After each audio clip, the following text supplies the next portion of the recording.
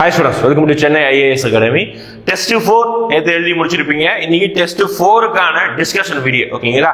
டிஸ்கஷனை பொறுத்த வரைக்கும் 3 டாபிக், சிந்து சமவெளி நாகரிகம், குப்தர்கள், டெல்லி சுல்தான். மூணுமே ரொம்ப முக்கியமான டாபிக். இந்த 3 டாபிக்ல இருந்தும் கண்டிப்பா ஒன்னு அப்படி இல்ல, அதாவது ஒவ்வொரு டாபிக்ல இருந்தும் ஒரு क्वेश्चन கேட்பதற்கான வாய்ப்பு அதிகம். எப்பவுமே பாத்தீங்கன்னா ப்ரீவியஸ் क्वेश्चन எடுத்து பாருங்க.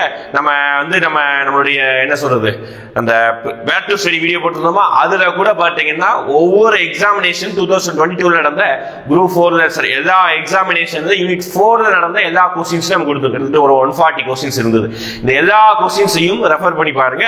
இந்த டாபிக்ல இருந்து ஒரு क्वेश्चन கம்பல்சரி வந்திருக்கும். ஓகே, மேக்ஸிமம் வந்திருக்கும். ஒரு சில எக்ஸாமினேஷன் ஸ்கிப் ஆகும், ஆனா மேக்ஸிமம் 1-2 क्वेश्चन கூட வந்திருக்கு ஒரு சில எக்ஸாமினேஷன். ஓகேங்களா? அதாவது தவறாம இதை கண்டினியூஸா வாட்ச் பண்ணுங்க. ஓகேங்களா? ஒவ்வொரு டெஸ்ட் ஒவ்வொரு क्वेश्चनலயும் நம்ம எக்ஸ்ட்ரா நிறைய பாயிண்ட் படிக்கிறோம். ஏன்னா எப்பவுமே யூனிட் 4 தான் பாத்துக்கிட்டீங்கன்னா புக்கை தாண்டி நிறைய வருது. ஓகேங்களா? நம்ம புக்கை தாண்டி நிறைய விஷயங்கள் படிக்கலாம். நோட்ஸ் நீங்க ஏதாவது புக்கில் இருக்கிற விஷயம் நம்ம நிறைய படிக்கலாம். ஓகேங்களா? ஃபர்ஸ்ட் क्वेश्चन பாருங்க. First question, how many strata, அதாவது சிந்து சமவெளி நாகரிகத்துல நிறைய ஊர்கள் இருக்கு. ஓகே, சிந்து சமவெளி நாகரிகத்துல நிறைய ஊர்கள், அதாவது நிறைய ஊர்கள்னா என்ன அப்படின்னு பாத்தீங்கன்னா, நமக்கு வந்து மொஹஞ்சதாரோ, ஹரப்பா, லோத்தல், காலிபங்கன், தோலவீரா சொல்லிட்டே போலாம். ஓகேங்களா? ஒரு 6 பெரிய நகரங்கள், எக்கச்சக்கமான சிறிய நகரங்கள் இருக்கும். 13 லட்சம் சதுர கிலோமீட்டர். ஓகேவா? 13 லட்சம் சதுர கிலோமீட்டர், 13 லட்சம் ஸ்கொயர் கிலோமீட்டர் பரப்பளவு கொண்டதுதான் இந்த சிந்து சமவெளி நாகரிகம். இதோட 4 எல்லைகளை அடுத்து சொல்றேன். ஓகேங்களா? இந்தியா, பாகிஸ்தான், ஆப்கானிஸ்தான், இந்த மாதிரி பெரிய எல்லை பரப்புல இது பரவி உள்ளது. ஓகேங்களா? இப்ப இந்த மொஹஞ்சதாரோல எத்தனை அடுக்குகள் உள்ளன பாருங்க.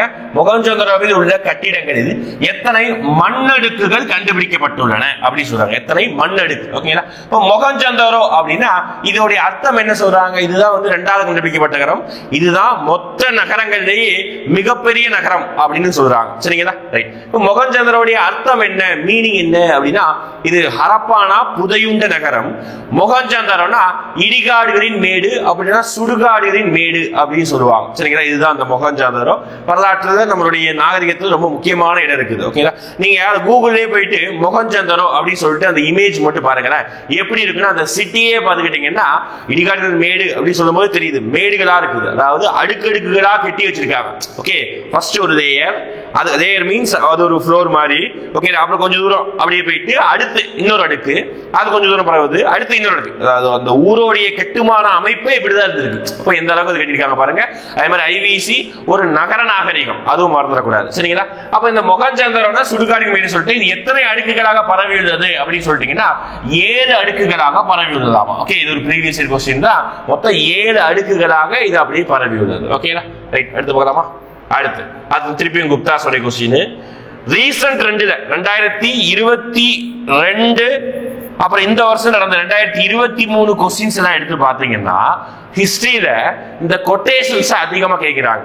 நிறைய வரலாற்று ஆசிரியர்கள் அப்படின்னா இந்தியாவுடைய விடுதலை போராட்ட வீரர்கள் என்ன பண்ணிருக்காங்கன்னா, ஒரு முக்கியமான ஈவெண்ட்டையோ அப்படின்னா முக்கியமான நம்மளுடைய வரலாற்று விஷயத்த ஒரு கருத்து மாதிரி, ஒரு கொட்டேஷன் மாதிரி அப்படி தெரிவிச்சிருக்காங்க. அந்த கொட்டேஷனை கூறுறது யார் இப்படிதான் கேட்கிறாங்க. ஓகே, அதே மாதிரி क्वेश्चन தான் இதுவும். நீங்க எழுதிருந்தீங்கன்னா குரூப் 4 அப்படி ஒரு क्वेश्चन வந்தது, குரூப் 2 क्वेश्चन வந்திருந்தது. இப்போ நம்ம இதுல ஒரு क्वेश्चन மாடலா வச்சிருக்கோம் பாருங்க. கிரேக்க வரலாற்று, அதாவது நம்மளுடைய பழங்கால நாகரிகங்கள்ல சிந்துவெளி நாகரிகம் ஒரு பழமையான வரலாறு, கிரேக்க நாகரிகம் பழமையான வரலாறு, எகிப்து நாகரிகம் பழமையான வரலாறு, மெசபடோமியா, சீன நாகரிகம், இதெல்லாம் பழமையான வரலாறு. எந்த அளவுக்கு கிரேக்க வரலாற்றில் பெர்கிலியன் காலம் எந்த அளவிற்கு முக்கியமோ நல்லா கவனிச்சுக்கோங்க. கிரேக்க வரலாறுங்கிறது உலகத்திலே பழமையான வரலாறு. கிரேக்க வரலாறுல பெர்கிலியன் காலம் எந்த அளவுக்கு முக்கியமோ அதே அளவிற்கு இந்திய வரலாற்றுல குப்தர்களுடைய காலமும் முக்கியத்துவம் வாய்ந்ததாமா. ஓகே, எப்படின்னு சொல்லிட்டு யார் சொல்ற, இந்த வாசகத்தை கூறியது யார் அப்படின்னு கேட்கிறாங்க. இது யார் அப்படின்னு பாத்தீங்கன்னா கொராலி பர்னட் அப்படின்னு சொல்லுவாங்க. இவருடைய ஃபுல் நேம் வந்து கொராலி பர்னட். விக்கிபீடியா நீங்க பாத்தீங்கன்னா இவருடைய நேம் வந்து இவருடைய ஹிஸ்டோரியன், சரியா, வரலாற்று ஆசிரியர், இங்கிலாந்தை சேர்ந்தவர். இந்தியாவில் வந்து ஆராய்ச்சி பண்ணும்போது ஆராய்ச்சி பண்ணி பாக்குறாரு, கிரேக்கத்துல நேரத்தில் இருக்கக்கூடிய பெர்கீரியன் காலத்தை மாதிரி இந்தியாவில் குப்தருடைய காலமும் ரொம்ப ரொம்ப முக்கியமானது அப்படின்னு சொல்றாரு. ஏன் அப்படி சொல்றாங்க அப்படின்னா, நம்ம என்ன சொல்லுவோம், கிளாஸ் நடத்தும் போது சொல்லிருப்பேன், இந்திய வரலாற்றுல குப்தருடைய காலம் பொற்காலம் அப்படின்னு சொல்லுவேன். ஏன், மக்கள் சந்தோஷமா இருந்தாங்களா? கிடையாது. ஓகேங்களா? அந்த டைம்ல கலை, கலாச்சாரம், கட்டிடங்கள் எக்கச்சக்கமாக உயர்ந்தது. ஏகப்பட்ட கல்வெட்டுகள், ஏகப்பட்ட கோவில்கள், ஓகேவா, ஏகப்பட்ட கலை கலாச்சாரம் சம்பந்தமான நிறைய நூலாசிரியர்கள் நிறைய பேர் இருந்தாங்க. ஓகேவா? அதனால அந்த டைம் பொற்காலம் அப்படின்னு நம்ம சொல்றோம். அதே மாதிரி கிரேக்க வரலாற்றிலையும் பெரிகிரியன் காலம் என்ன சொல்றாங்க, கோல்டன் ஏஜ் அப்படின்னு சொல்றாங்க. அதனாலதான் ரெண்டையும் ஒப்பிட்டு யார் சொல்றா அப்படின்னா கோரலிஸ் பர்னட் இந்த கொட்டேஷன் சொல்றாரு. இதே மாதிரி நம்ம வரலாற்றுல வேற என்னென்ன விஷயங்கள் யார் கொட்டேஷன் இருக்கிறாங்க சொல்லி நீங்க தேடி வச்சு பாத்துக்கணும். ஓகேங்களா? அந்த மாதிரி கொஸ்டின்ஸ் கேட்கிறாங்க.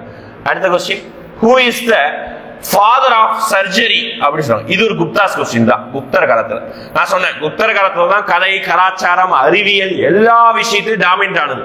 ஜீரோவை கண்டுபிடித்தது குப்தர் காலம். ஓகேங்களா?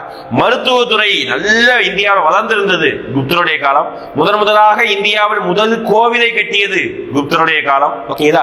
இசை பெருமளவுக்கு வளர தொடங்கியது குப்தர் காலம். அப்ப எந்த அளவுக்கு பாருங்க, எல்லா விஷயமும் குப்தர் காலத்துல தான் இந்தியாவில் அந்த ஸ்டார்டிங் பாயிண்டே ஆரம்பிச்சிருக்குது. ஓகே, நிறைய அளவுக்கு வளர்ந்துருக்கு, ஸ்டார்டிங் பாயிண்ட் ஆரம்பிச்சிருக்குது. ஓகே, அதே மாதிரி இங்கேயும் who is the father of surgery, அதாவது அறுவை சிகிச்சை முறையின் தந்தை. அந்த காலத்துல நம்ம இப்ப இருக்கிற மாதிரி தான் அந்த காலத்துல வந்து மெடிக்கல் விஷயங்கள் தான் அப்ப கிடையாது. இருந்தாலும் அந்த காலத்திலேயே சர்ஜரி தான் பண்ணிருக்கிறாங்க. ஓகேவா? அதாவது உறுப்பு மாற்று சிகிச்சை தான் பண்ணிருக்காங்க சொல்றாங்க. ஏன்னா ஒரு வரலாற்று ஆதாரங்கள் அங்கங்க சின்ன சின்ன இடம் தான் இருக்குது, நிரூபிக்கப்படுற அளவுக்கு அதிகமா கிடையாது. அப்ப குப்தர் காலத்துல மருத்துவத்துறையில விளங்கியவர் அப்படின்னு சொல்லிட்டு 3 பேர் இருக்காங்க. ஒருத்தர் தன்வந்திரி, ஓகேங்களா, அப்புறம் வந்து இன்னொருத்தர் சரகர், இன்னொருத்தர் சுஸ்ருதர். இந்த 3 பேரும் மருத்துவ ஆப்ஷன் இருக்கும். ஓகேங்களா? ஆப்ஷன் 2 பேர் இருக்காங்க பாருங்க, சுஸ்ருதா இருக்காங்க, சரகா இருக்காங்க, வாக்பதர் கூட சொல்லுவாங்க. ஓகேங்களா? அது பெரிய அளவுக்கு ஃபேமஸ் கிடையாது. இந்த தன்வந்திரி யாருன்னா நவரத்தின அமைச்சர்ல ஒருத்தர். மருத்துவத்துறைக்காக அவர் நவரத்தின அமைச்சராகவே இருந்திருக்கார் தன்வந்திரி. இவங்க 2 பேரும் நவரத்தின அமைச்சர் கிடையாது, இருந்தாலும் இந்த மருத்துவத்துறையில ஃபேமஸ். இது அறுவை சிகிச்சையின் தந்தை என்று அழைக்கப்படும் யாருன்னு கேட்டாங்கன்னா சுஸ்ருதா. இது எங்கேயோ இருக்குதா அப்படி கிடையாது, வெறும் 7th புக்கிலே இருக்கு. நீங்க வேற எங்கேயோ தேடி போய் படிக்க வேணாம். குப்தாஸ் டாபிக் இருக்குது நமக்கு 6th 7th இருக்குது குப்தாஸ் டாபிக். அந்த டாபிக் தேடி பாத்தீங்கன்னா அந்த புக்லே 6th 7th புக்லே எந்த பாயிண்ட் இந்த டிஎன்பிசி கேள்வி மென்ஷன் பண்ணிருக்காங்க. சரிங்களா? அப்போ அறுவை சிகிச்சை தந்தை என்று அழைக்கப்படுவர் சுஸ்ருதா. நெக்ஸ்ட், அடுத்து மெஹரூலி குதுமினார் வளாகத்தில் உள்ள துருப்பிடிக்காத இரும்பு தூணை அமைத்தவர். ரொம்ப முக்கியம். அதாவது இந்தியாவில் ஒவ்வொரு மன்னருடைய வரலாற்றையும் ஒவ்வொருடைய மன்னருடைய வரலாற்றையும் ஒவ்வொருத்தரும் என்ன பண்ணிருப்பாங்க அப்படின்னு பாத்துக்கிட்டீங்கன்னா, அவங்களுடைய வரலாறை பறைசாற்றும் விதமாக ஒரு கல்வெட்டை வச்சிருப்பாங்க. ஃபார் எக்ஸாம்பிள், சமுத்திரகுப்தா என்ன பண்ணிருப்பாருன்னா அலகாபாத் தூண் கல்வெட்டை வச்சிருப்பார். ஓகேங்களா? பின்னாடி வந்த ஸ்கந்தகுப்தா என்ன பண்ணிருப்பாருன்னா பிடாரி ஒற்றை தூண் கல்வெட்டை வச்சிருப்பார். இதெல்லாம் எதுக்காக? தன்னுடைய வரலாற்றுல தனக்கு பின்னாடி வரக்கூடிய சந்ததிகள் வந்து என்ன செய்யணும், அதை பத்தி பேசுகிறதுக்காக, பார்த்து தெரிஞ்சுக்கிறதுக்காக அந்த வரலாற்று ஆசிரியர்களும் அந்த அமைச்சர்களும் அந்த மன்னரும் அதுக்காக செலவு பண்ணி கல்வெட்டு வைக்கிறாங்க. அப்படி ஒரு கல்வெட்டு தான் இந்தியாவில் ரொம்ப முக்கியமான கல்வெட்டு. வெளிநாட்டு அறிஞர்கள் பார்த்து வியந்த ஒரு கல்வெட்டு. என்ன சார் அப்படின்னு பாத்தீங்கன்னா, ஒரு இரும்பு தூண் தான், ஆனா அந்த இரும்பு தூண் இன்றளவும் மலையில நனையுது, வெயில் அடிக்குது, ஈர காத்து வீசுது. என்ன பண்ணாலும் 1000 வருஷம் 1500 வருஷம் பழமையான அந்த இரும்பு தூண் இன்றளவும் துருபிடிக்கவில்லை. எவ்வளவு ஆச்சரியம் பாருங்க. எந்த அளவுக்கு அந்த காலத்துல வந்து பொற்கொள்ளர்கள் எந்த அளவுக்கு அந்த டிசைன் பண்ணிருக்காங்க. அதுதான் மெஹரூலி இரும்பு தூண். ஓகேங்களா? இந்த மெஹரூலி குதுமினார் வளாகத்தில் உள்ள துருபிடிக்காத இரும்பு தூணை அமைத்தவர் யார் அப்படின்னு சொல்லி, துருபிடிக்காத இரும்பு தூண் ஓகேங்களா அமைத்தவர் யார் இருக்கிறாங்க. ஃபர்ஸ்ட் அதுக்கு முன்னாடி இந்த இரும்பு தூண் யாருடைய வரலாற்றை கூறுகிறது அப்படின்னு கேட்டாங்கன்னா சந்திரகுப்தா. ஓகே, முதலாம் சந்திரகுப்தருடைய வரலாற்றை கூறுவதுதான் இந்த இரும்பு தூண். ஓகே, முதலாம் சந்திரகுப்தர். Okay, right. அப்ப இந்த தூணை கெட்டினது யாரு அப்படிதான் இங்க கொஸ்டின். ஓகேங்களா? கெட்டினது யாருன்னா இவருக்கு பின்னாடி வந்த இவருடைய பேரன். ஓகேங்களா? அவர் தான் யாருன்னா சந்திரகுப்தா 2. இவருடைய மகன் இதப்பா, இவருடைய பேரன் சந்திரகுப்தா 2. அவர் தான் இந்த தூணை அமைத்திருப்பார், 2ஆம் சந்திரகுப்தர். ஓகேவா? நல்லா கவனிச்சுக்கோங்க. இந்த தூண்ல 2 பேர் பேர் வரும். முதலாம் சந்திரகுப்தரை பற்றி கூறக்கூடியது இந்த தூண். 2ஆம் சந்திரகுப்தன் தூணை கெட்டினார். அப்ப சமுத்திரகுப்தர் என்ன பண்ணார் அப்படின்னா அவரை பற்றி அவரே ஒரு கல்வெட்டு வச்சுக்கிட்டாரு. அதுதான் அலகாபாத் தூண் கல்வெட்டு, ரொம்ப ஃபேமஸான கல்வெட்டு. சரிங்களா? ரைட். அதுக்கப்புறம் முதலாம் குமாரகுப்தர். ஓகே, இவர் ஃபேமஸ் ஆனவர். ஏன் அப்படின்னா இந்தியாவில் மிக பழமையான பல்கலைக்கழகமான நாலந்தா பல்கலைக்கழகத்தை கட்டியது யாருதான்? குமாரகுப்தர் தான். சரிங்களா? ரைட், அடுத்து பார்க்கலாமா? ஹரிசேனா எழுதியிருக்க பாத்தீங்களா? இந்த ஹரிசேனா எங்க வருவார் அப்படின்னு பாத்தீங்கன்னா, நம்ம இந்த அலகாபாத் தூண்கள் விட்டு இருக்கு பாருங்க, அதுல அந்த வார்த்தைகள் என்ன வார்த்தைகள் இடம்பெற வேண்டும், எப்படி இடம்பெற வேண்டும் சொல்லிட்டு 33 வரிகள்ல அந்த மொத்த வரலாற்று சாதனையும் மென்ஷன் பண்ணது எழுதியது யாருன்னா அந்த ஹரிசேனா தான், சமஸ்கிருத மொழியில. சரிங்களா? அடுத்து ஹரப்பா, பாகிஸ்தானில் உள்ள மாவட்டம். அதாவது ஐவிசில கொஸ்டின்ஸ் இதுக்கு முன்னாடி என்ன கேட்டிருக்காங்களோ அது அப்படியே ரிப்பீட் ஆகுது ஒரு சில டைம். ஆனா வேற எப்படி ஆகுதுன்னா, கேட்ட கேள்வி கொஞ்சம் மாடிஃபை ஆகுது. ஓகேங்களா? இதுக்கு முன்னாடி ப்ரீவியஸ் இயர் 2018 2017 எக்ஸாமினேஷன் எடுத்து பாருங்க, டிஎன்பிசில எப்படி கொஸ்டின் கேட்டிருக்காங்க அப்படின்னு பாத்துக்கிட்டீங்கன்னா, இதுல என்ன கேட்டிருக்காங்கன்னா ஹரப்பாவுடைய மாவட்டம் கேட்டிருக்காங்க. ஓகேங்களா? அங்க என்ன கேட்டிருப்பாங்கன்னா மொஹஞ்சதாரோவுடைய மாவட்டம் எந்த மாவட்டம், மொஹஞ்சதாரோ பாகிஸ்தான்ல எந்த மாவட்டத்தில் அமைந்துள்ளது, இப்படி கேட்டிருக்காங்க. அப்ப புரியுதா கேள்வி? இதுக்கு முன்னாடி மொஹஞ்சதாரோ கேட்டிருந்தாங்க, மாவட்டத்தை வச்சு கேட்டிருந்தாங்க. இப்ப எப்படி கேட்டிருக்காங்க? ஹரப்பாவுடைய மாவட்டம் கேட்கிறாங்க. அவ்வளவுதான், வார்த்தைகள் கொஞ்சமா டிஃபரெண்ட் ஆயிருக்கு, வேற எதுவுமே கிடையாது. அப்போ மொஹஞ்சதாரோவுடைய மாவட்டம் எதுன்னு கேட்டாங்கன்னா லார்கானா டிஸ்ட்ரிக்ட் தான் மொஹஞ்சதாரோ. ஓகே, அப்ப இங்க ஹரப்பாவுடைய மாவட்டம் ஓகே மண்டகோபரி. ஓகே, மாண்ட் கோபரி. ஓகே, இதுதான் வந்து பாகிஸ்தான்ல இருக்குது. இதுதான் வந்து ஹரப்பாவுடைய நகரம். ஹரப்பானா என்ன அர்த்தம் சொல்லிட்டேன். ஹரப்பானா புதையுண்ட நகரம், புதையுண்ட நகரம். சிந்து சமவெளி நகரத்தில் முதலாக டிஸ்கவர்டு, ஃபர்ஸ்ட் கண்டுபிடிக்கப்பட்ட முதல் நகரம் எதுன்னு கேட்டாங்கன்னா நம்முடைய ஹரப்பா தான். அதனாலதான் சிந்து நாகரிகத்திற்கு மற்றொரு பெயரை என்ன சொல்லுவோம் அப்படின்னா ஹரப்பா நாகரிகம் அப்படின்னு நம்ம சொல்றோம். சரிங்களா? ரைட். லார்கானா வந்து மொஹஞ்சதாரோ இருக்குது, ஹரப்பா வந்து பாகிஸ்தான்ல மாண்ட் கோபரி. ஓகே, இதே மாதிரி அடுத்தடுத்து எந்தெந்த ஊர் எந்தெந்த மாவட்டம் பார்த்து வச்சுக்கோங்க, அட்லீஸ்ட் மாநிலமாவது பார்த்து வச்சுக்கோங்க இந்தியாவில். ஓகேங்களா? ஃபார் எக்ஸாம்பிள் வந்து காலிபங்கட் ராஜஸ்தான் மாநிலம். ஓகே, தோலவீரா குஜராத், லோத்தல் குஜராத்.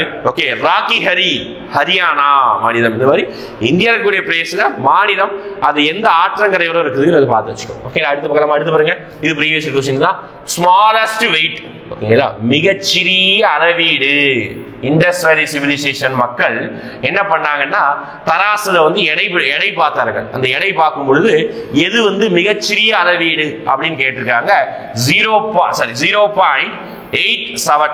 ஓகேங்களா? அவங்களுடைய சிறிய அளவீடு. இப்ப நம்ம கடைக்கு போறோம், இப்பதான் டிஜிட்டல் தராசு வந்துடுச்சு, எவ்வளவு கிராம் போட்டாலும் அதோடைய அளவு சொல்லுது. ஓகேங்களா? ஆனா அந்த காலத்துல நம்ம இந்த படித்தராசு பார்த்துருப்பீங்கல்ல, அந்த கோடு காமித்து இங்க ஒரு எடைக்கல் அங்க பொருள் வைப்பாங்கல்ல, அந்த எடைக்கல் கடைக்கெல்லாம் போனீங்கன்னா மினிமம் ஒரு எடைக்கல் தான் வச்சிருப்பான். ஓகேங்களா? மேக்ஸிமம் ஒரு சில கடைகள் தான் மல்லிகை கடைகள் 50 கிராம் தான் வச்சிருப்பாங்க, இன்னொரு சில கடைகள் 25 கிராம் இருக்கும், அவ்வளவுதான். ஓகேங்களா? அதுக்கு இடைக்கிறது இருக்கு. ஓகேங்களா? ஆனா அது மல்லிகை கடையில யூஸ் பண்றது அளவு கிடையாது. ஓகேங்களா? நகை கடைகள்ல 1 கிராம் 2 கிராம் தான் யூஸ் பண்றது, அரை கிராம் கூட படிக்கிறது இருக்குது. ஓகே, இது நம்ம கலாச்சாரத்துல நம்மளுடைய வழக்கத்துல 25 கிராம் மிகச்சிறிய எடை அளவீடு சொல்லலாமா? அதே மாதிரி சிந்துவெளி மக்களுடைய மிகச்சிறிய அளவீடு என்ன அப்படின்னு கேட்டாங்கன்னா 0.87. அதே மாதிரி அவங்களுடைய நாகரிகத்துல 1 இன்ச். ஓகேவா? இப்போ அப்படிதான், அங்கேயும் அப்படிதான். 1 இன்ச் அப்படின்னா 1.5 சென்டிமீட்டர் அப்படின்னு சொல்றாங்க. கொஞ்சம் டிஃபரன்ஸ். ஆனா அந்த டைம்ல 1 இன்ச் அப்படின்னா 1.5 சென்டிமீட்டர் அளவு தான் 1 இன்ச் சொல்றாங்க சிந்துவெளி நாகரிகத்துல. ஓகேங்களா? அடுத்து பார்க்கலாமா? அடுத்து இபின் பதுதா. நல்லா கவனிங்க, Ibn Battuta visited India during the time of. ஓகேங்களா? இபின் பதுதா யாருடைய காலத்தில் இந்தியாவுக்கு வந்தார்? அந்த காலத்துல நிறைய வெளிநாட்டு பயணிகள் இந்தியாவுக்கு வருவது உண்டு. ஓகேங்களா? எந்த வெளிநாட்டு பயணிகள்? சீனாவில இருந்து வந்திருக்காங்க. ஓகேங்களா? ரஷ்யாவில இருந்து வந்திருக்காங்க, ஐரோப்பாவில இருந்து வந்திருக்காங்க, மொராக்கோல இருந்து வந்திருக்காங்க, எக்கச்சக்கமான நாடுகள் இருந்து இந்தியாவுக்கு எதுக்கு சார் வராங்க அப்படின்னு பாத்தீங்கன்னா இந்தியாவுடைய வரலாற்றை தெரிந்து கொள்வதற்காகவும் இந்தியா இருக்கக்கூடிய மதம், மெயின் மதம் என்னது? இந்து மதம், சமண மதம், அப்புறம் வந்து புத்த மதம். இந்த சமண மதம் புத்த மதத்தை பத்தி அதிகமா தெரிஞ்சுக்கிறதுக்காக நிறைய நாட்டை நிறுவி வருவாங்க. மெயினா சீனாவில இருந்து வந்த அறிஞர்கள் மொத்தம் 3 பேர். யாரெல்லாம்? ஃபர்ஸ்ட் வந்து ஒரு ஃபாகியான், அடுத்து யுவான் சுவாங், அடுத்து இட்சி. இந்த 3 பேரும் சீன அறிஞர்கள் இந்தியாவுக்கு வந்திருப்பாங்க. அதே மாதிரி ரஷ்யாவில இருந்து வந்தவர் நிக்டின், பெர்ஷியாவில இருந்து வந்தவர் அப்துல் ராஷக். ஓகேவா? அப்புறம் வந்து பாத்தீங்கன்னா மொராக்கோ நாட்டு பயணி தான் நம்ம இபின் பதுதா. ஓகே, புரியுதா? அப்போ ஒவ்வொரு நாடுகள்ல இருந்து ஒவ்வொரு பயணி இந்தியாவிற்கு வந்திருக்காங்க. அதுல மொராக்கோ நாட்டு பயணி தான் யாரு? நம்மளுடைய இபின் பதுதா. மொராக்கோ அப்படின்னா ஞாபகம் வரணும். கரண்ட் அஃபேர்ஸ்ல இன்னைக்கு டேட்ல மொராக்கோல மிகப்பெரிய நிலநடுக்கம் வந்து 1000க்கும் மேற்பட்ட மக்கள் இறந்து போயிருக்காங்க. ஓகே, அந்த நாட்டிலிருந்து வந்து ஒரு புனித பயணி தான் இந்த இபின் பதுதா. இவர் யாரோட டைம்ல வந்திருக்காரு அப்படின்னு பாத்தீங்கன்னா, நம்ம டெல்லி சுல்தான்ல ஒரு முக்கியமான மன்னர். நம்ம வரலாற்று கிளாஸ் நடத்தும் போது இந்த மன்னரை பத்தி நிறைய பாயிண்ட் படிச்சிருப்போம். இப்படிதான் ஒரு மன்னர் இருந்திருக்காருங்கிற அளவுக்கு இந்த மன்னர் இருந்திருப்பாரு. நான் நடத்தும் போது சொல்லியிருப்பேன், இவர் ஒரு RCB ஃபேன் அப்படின்னே சொல்லியிருப்பேன். ஏன் சார் இப்படி சொல்றீங்க அப்படின்னு பாத்தீங்கன்னா, இவர் தொட்டதெல்லாம் தோல்வியா போச்சு. ஓகேங்களா, RCB எப்படி கப் அடிக்குதையோ அதே மாதிரி இவரும் என்னதான் பண்ணாரோ எல்லாமே பெரிய பெரிய முன்னெடுப்பு. ஓகேவா, இப்படிதான் யோசிக்கலாமா அந்த அளவுக்கு யோசிச்சு இந்த முடிவு எடுத்தாரு. ஆனா அவருடைய டைமா தெரியல, எல்லாமே படுத்துக்குச்சு. ஓகேங்களா, அந்த மன்னர் தான் யாரு? முகமது பின் துக்ளக். என்ன பண்ணாரு? கேபிட்டலை மாத்தினாரு, தோல்வி. எக்ஸ்ட்ரா வரி போட்டாரு, தோல்வி. அந்த டைம் மழை பெய்யா போச்சு. ஓகேவா, அதுக்கப்புறம் பாத்தீங்கன்னா நம்மளுடைய டோக்கன் கரன்சி அடையாள நாணயங்கள் வெளியிட்டாரு, அதுவும் தோல்வி. தொட்டதெல்லாம் தோல்வி. ஓகேங்களா, புதுசா ஒரு டிபார்ட்மெண்ட் கிரியேட் பண்ணி விவசாயிகளுக்கு நல்ல உள்ளத்தோட விவசாயிகளுக்கு லோன் கொடுக்கலாம்னு நினைச்சாரு. அந்த லோன்லையும் மக்களோ அதிகாரிகளோ ஃப்ராட் பண்ணி அதுவும் தோல்வி. ஓகே, எல்லாமே போச்சு. ஓகேவா, தொட்டதெல்லாம் போச்சு. அதுதான் முகமது பின் துக்ளக். இவரோட டைம்ல தான் இபின் பதுதா வந்திருப்பாரு. அதுவும் எப்போ வந்திருப்பாருன்னா, இபின் பதுதா இந்தியாவுக்கு வரும்பொழுது, அதாவது அவர் படிச்சு கேள்விப்பட்டு வராரு, இந்தியாவில் டெல்லி என்ற ஒரு பெரிய நகரம் உள்ளது, அதை போய் நீங்க பாத்தீங்கன்னா ஏகப்பட்ட செல்வ வளமிக்க பகுதி, ஏகப்பட்ட வணிக நகரம், ஏகப்பட்ட மக்கள் அங்க வசிப்பாங்க அப்படின்னு சொல்லிட்டு, ஆஹா இவ்வளவு பெரிய நகரமா அப்படின்னு சொல்லிட்டு இந்தியாவுக்கு வந்து பார்க்கலாம்னு சொல்லிட்டு இபின் பதுதா வராரு. இவர் வந்த நேரம் தான் நம்ம முகமது பின் துக்ளக் டெல்லியிலிருந்து தேவகிரிக்கு மாத்திருக்காரு, எதை கேபிட்டலா மாத்திருக்காரு. அப்படி மாத்தும் போதுதான் என்ன ஆச்சு அப்படின்னு பாத்துக்கிட்டீங்கன்னா, இவரு யாரு? நம்மளுடைய முகமது பின் துக்ளக் மாத்திட்டாரு. எல்லா மக்களையும் அடிச்சு கழட்டியாரு. இங்க யாரும் இருக்கக்கூடாது, எல்லாருமே தேவகிரி தௌலதாபாத்துக்கு வந்தே ஆகணும். பின்னாடி ஒரு கொஸ்டின் வருது. ஓகே, வந்தே ஆகணும் கட்டளை இடுறாரு. அந்த கட்டளைக்கும் அந்த தண்டனை வந்துருமோன்னு சொல்லிட்டு பயந்து பாதி மன்னர்கள் அப்படியே புலம் பெயர்ந்து இங்க வந்துட்டாங்க. ஓகே, இவர் வர டைம்ல டெல்லி போய் பாக்குறாரு. டெல்லியில யாருமே இல்லை, ஒரு ஈக்காக கூட இல்லை. ஓகேங்களா, அப்படி பார்க்கும்போது இவர் ஒரு கொட்டேஷன் சொல்றாரு, டெல்லி கைவிடப்பட்ட நகரமாக உள்ளது அப்படின்னு சொல்றாரு. அப்போ கேட்பாங்க அடுத்த கொஸ்டின்ஸ்ல, ஓகே, டெல்லியை கைவிடப்பட்ட நகரம் என்று கூறியது யார் அப்படின்னா இபின் பதுதா, மொராக்கோ நாட்டு பயணி. வரக்கூடாது, சரிங்களா? இப்படி கொட்டேஷன் இருக்காரு முகமது பின் துக்ளக்.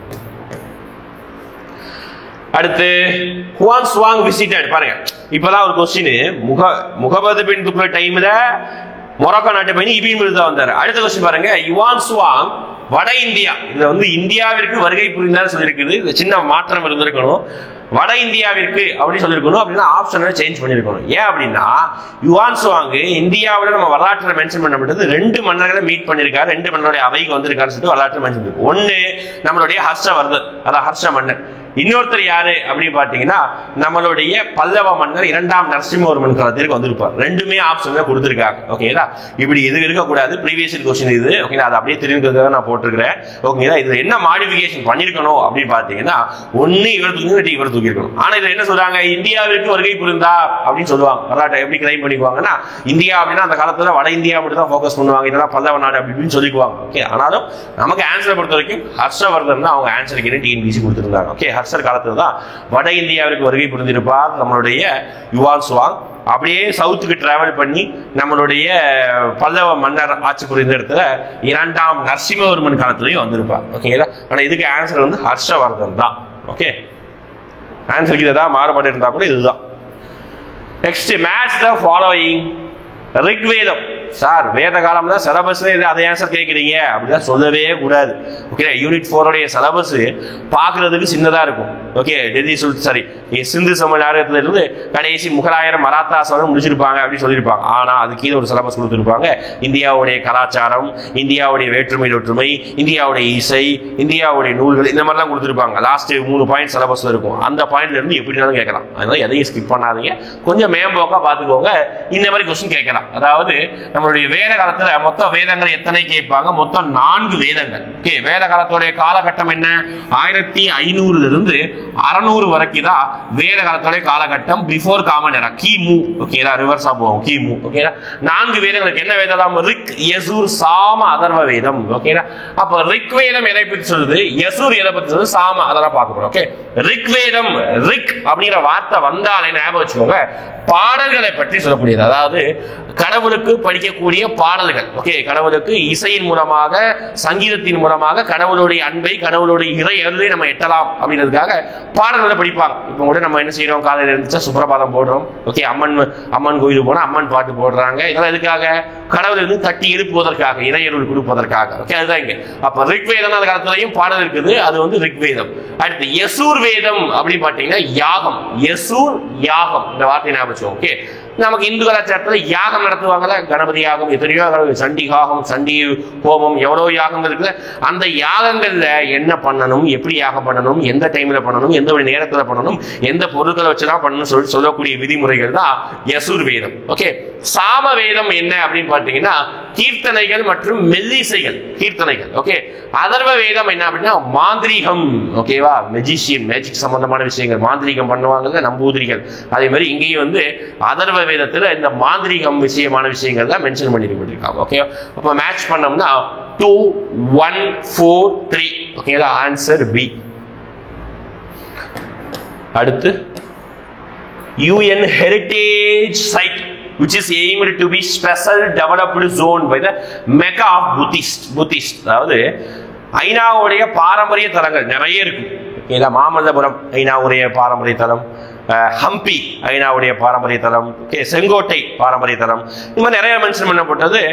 ஒரு பகுதியை வந்து ரீசெண்டா அறிவிச்சிருக்காங்க. ஓகே, என்ன பகுதி அப்படின்னு பாத்தீங்கன்னா லூம்பினிய பௌத்தர்களுடைய மெக்கா அப்படின்னு சொல்லியிருக்காங்களாமா. ஓகே, மெக்கான நமக்கு என்ன தெரியும், முஸ்லிம்களுடைய மிகப்பெரிய ஒரு புனித யாத்திரைக்கு போகக்கூடிய ஒரு பகுதி தான் என்ன அப்படின்னா அந்த மெக்கா.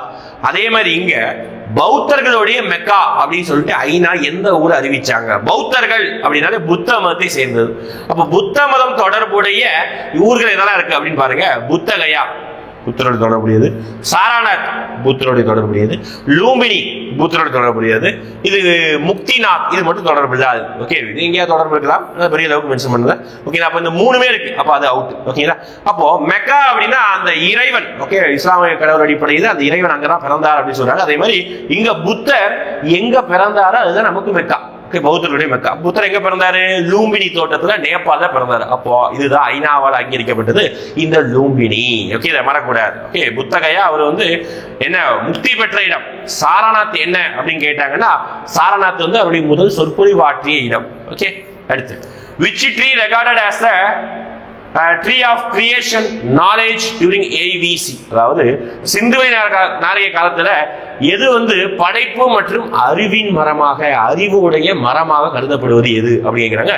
அரசமரம். அரசமரம் தான் நம்மளுடைய அறிவு படைப்புடைய மரமாக கருதப்படுகிறது. ஓகேங்களா, அடுத்து which one of the following statement is wrong regarding Daulatabad. நான் இப்ப சொன்னோம்ல என்னது, முகமது பின் துக்ளக் ஒரு ஊர்ல இருந்து ஒரு ஊருக்கு நகர சிட்டியை மாத்தினாரா, கேபிட்டலை டெல்லி டு தேவகிரி மாத்தினாரு. தேவகிரி மாத்தினதுக்கு அப்புறம் நம்ம மன்னர் என்ன பண்ணிருக்காருன்னா அந்த ஊர் பேரை ஹிந்து கலாச்சாரத்திற்கு கூடாது, முஸ்லீம் கலாச்சாரத்திற்கு பேரை மட்டும் மாத்திருக்காரு, தௌலதாபாத். ஊர் பேர் என்னது, தௌலதாபாத். அதை பத்தின தவறான ஸ்டேட்மெண்ட் கேட்கிறாங்க. ஃபர்ஸ்ட் பார்க்கலாமா, தௌலதாபாத் என்றால் செல்வத்தின் நகரம் என்று பொருள். அப்படியா? ஆமா, எஸ், வெல்த் சிட்டி அப்படின்னு சொல்லுவாங்க. ஓகே, தௌலதாபாத் இங்க இருக்குது. பாகிஸ்தான்ல ஒரு ஊர் பேரை வந்து கோல்டு சிட்டின்னு சொல்லுவாங்க, முல்தான் அதை சொல்லுவாங்க. சரி, தௌலதாபாத்னா வெல்த் சிட்டி, அதாவது செல்வத்தின் நகரம். தௌலதாபாத்தோடைய மற்றொரு பேர் நான் இப்பதான் சொன்னேன், தேவகிரியை தான் அது என்ன மாத்திருக்காங்க, தௌலதாபாத் மாத்திருக்காங்க. ஃபர்ஸ்ட் டைம் கேட்டு ரெண்டாவது கேட்டு. அடுத்து பாருங்க, முகமது பின் துக்ளக் தனது தலைநகரை தௌலதாபாத்திலிருந்து தேவகிரிக்கு மாற்றினார். அது ஃபெயிலியர் ஆனதுனால திருப்பியும் தேவகிரி தௌலதாபாத்துக்கு மாத்தினார். சரிங்களா, ஒரு பார்ட் பண்ணி கொடுத்துருக்காங்க, ஆனாலும் இது கரெக்ட். அடுத்த பேரு இது ஈஸி, நீங்க அடிச்சிடலாம். தௌலதாபாத் விஜயநகர சாம்ராஜ்யத்தின் ஒரு பகுதியாக இருந்தது அப்படின்னு சொல்றாங்க. நீங்க விஜயநகரம் எந்த பகுதியை ரூல் பண்ணாங்கன்னு தெரிஞ்சுக்கணும். அதுக்கு தான் நான் மேப் போட்டு கிளாஸ் எடுப்பேன், அது நீங்க தெரிஞ்சுக்கணும். ஓகே, இதான் இந்தியா மேப் எடுத்துக்கிட்டீங்கன்னா இங்க ஒரு ஆறு ஓடுது. ஓகேங்களா, இங்க ஒரு ஆறு ஓடுது. என்ன ஆறு அப்படின்னு பாத்தீங்கன்னா துங்கபத்ரா. ஓகே, துங்கபத்ரா அப்படின்னு சொல்லிட்டு ஒரு ஆறு ஓடுது. அந்த ஆற்றிற்கு மேல் பகுதியில் இருப்பவர்கள் பாமினி அரசு, அந்த ஆற்றிற்கு கீழ்ப்பகுதியில் இருப்பவர்கள் விஜயநகர அரசு. விஜயநகரம் இது பாமினி அரசு. ஓகேங்களா, இப்ப இந்த பாமினி அரசுல தான் என்ன ஊர் இருக்கு அப்படின்னா இந்தியாவுக்கு மையப்பகுதியாக தௌலதாபாத்னு ஊர் இருக்கு. அப்போ அது விஜயநகர கண்ட்ரோல் கிடையாது, அது பாமினியோட கண்ட்ரோல். நீங்க அப்படி தெரியலன்னா கூட நீங்க இதை ஞாபகம் வச்சுக்கலாம். விஜயநகர பாமினி வந்து 1526 சம்திங் அந்த இயர்கள்ல 5 துண்டுகளாக உடைஞ்சிருக்கும். பிடார், பெரார், கோல்கொண்டா, அகமது நகர் அப்படின்னு சொல்லிட்டு ஊர் உடைஞ்சிருக்கும். அதுல தௌலதாபாத்தோடைய ஊர்களும் அங்கங்க வரலாற்றுல மென்ஷன் பண்ணிருப்பாங்க. ஓகேங்களா, போர் புரியும் போது அந்த ஊர்கள்லாம் மென்ஷன் பண்ணிருப்பாங்க. அதனால மறக்காம தௌலதாபாத் வந்து என்ன சொல்லுது, பாமணி அரசுடைய கண்ட்ரோல் இருந்து விஜயநகர கண்ட்ரோல் கிடையாது. இந்த ஸ்டேட்மெண்ட் தவறு. ஆன்சர் என்ன கேக்குறாங்க, தவறானதுதான் கேட்கிறாங்க. 4 மட்டும்தான் தவறு அப்படின்னு சொல்றோம். சரிங்களா, ரைட்.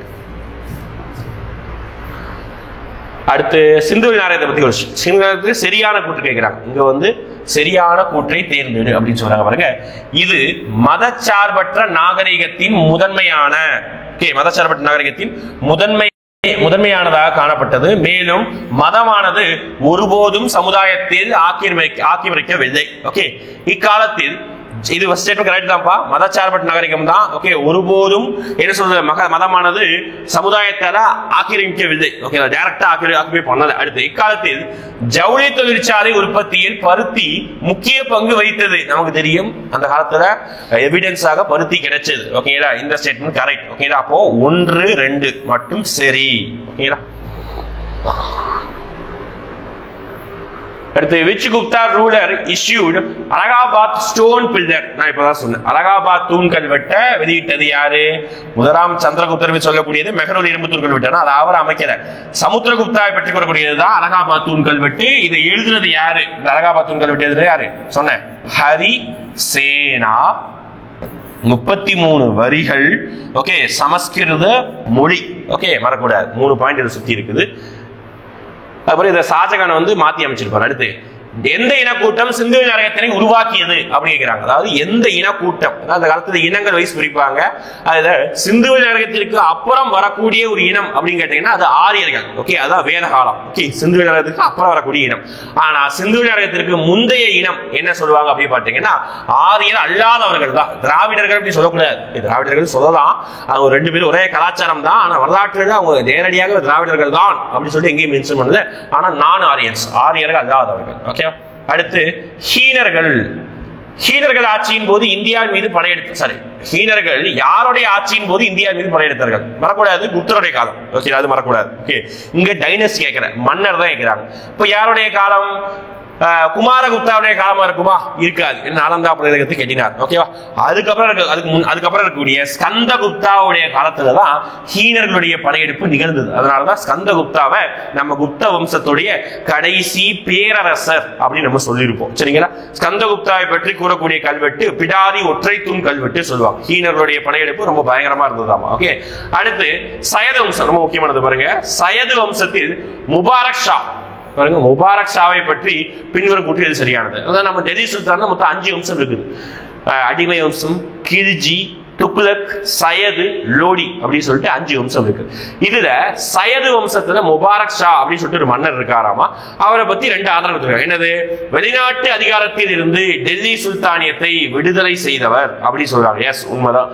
டெல்லி சுல்தானியம் அந்த காலத்துல வந்து அந்த முகமது கோரி விட்டுட்டு போனார்ல, அதனால என்னதான் குத்புத் ஸ்டார்ட் பண்ணாலும் வெளிநாட்டுடைய அதிகாரத்துக்கு கொஞ்சம் கண்ட்ரோல இருந்தது. ஓகே, அதை முழுவதுமாக இந்த மன்னர் வந்து ரிலீவ் பண்ணாரு. உயர்குடியில் பிறந்தவர்கள் ஜாகிதார்கள் ஏற்படுத்தி கிளர்ச்சியை அடக்கியவர்கள். 2மே கரெக்ட். Okay, statement. ஓகே, நல்ல மன்னராக திகழ்ந்தார் சயது வம்சத்துல முபாரக் ஷா. அடுத்து பாருங்க, இது ஒரு மேட்ச் த ஃபாலோயிங் தான். ஓகேவா, அடுத்த பேஜ்ல கொடுத்துருக்காங்க match the following. Okay, match the following என்ன கொடுத்துருக்காங்க அப்படின்னா ஒவ்வொரு ஊர் பேரு அது சம்பந்தமான விஷயங்கள் ஏதோ ஒரு விஷயம் மேட்ச் பண்ணணும். ஓகே, இதுல மறக்கூடாது மொகஞ்சாந்தாரோ, திருப்பி மொகஞ்சாந்தாரோ வரும்பா. ஓகே, மொகஞ்சாந்தாரோட என்ன அமைந்திருக்கும் அப்படின்னா பெருங்குழிகள் அமைந்திருக்கும். கிரேட் பாத் அப்படின்னா நம்ம ஒரு இப்ப தெப்பக்குளம் இருக்கா, அதே மாதிரி அந்த காலத்துல அங்க இருந்ததுதான் இந்த கிரேட் பாத். அதோடைய அமைப்பு எங்க இருந்ததுன்னா மொகஞ்சாந்தாரோ இருந்திருக்கு. ஓகே, அதை மேட்ச் பண்ணிக்கணும். அடுத்து மறக்க கூடாது நம்மளுடைய ஹரப்பா கண்டுபிடிச்சது யாரு அப்படி எக்ஸ்காவேட்டட் பண்ணது யாருன்னா டயராம் சஹனி அப்படின்னு சொல்லுவாங்க. அதுதான் DR சஹனி அப்படி கொடுத்திருக்காங்க. ஹரப்பாவை மேட்ச் பண்ணது. இந்த 2ஐயும் மேட்ச் பண்ணது ஆன்சர் வந்துரும். இந்த திரிமுகம் அப்படின்னா சிவனுடைய சிலைனா திரிமுகம், 3 முகம் இருக்கிற மாதிரி இருக்கும். வெண்கல கோல் பார்த்தீங்கன்னா அளவு முறையை சொல்லக்கூடியதா வெண்கல கோல் அப்படின்னு சொல்றாங்க. சரிங்களா, ரைட். அப்படி மேட்ச் பண்ணோம்னா 3, 4, 2 அப்படி ஒரு ஆப்ஷன் இருக்கா? Yes, 3, 4, 2, 1 option A. அதுதான் இந்த இதுக்கு மேட்ச். வரக்கூடாதுப்பா.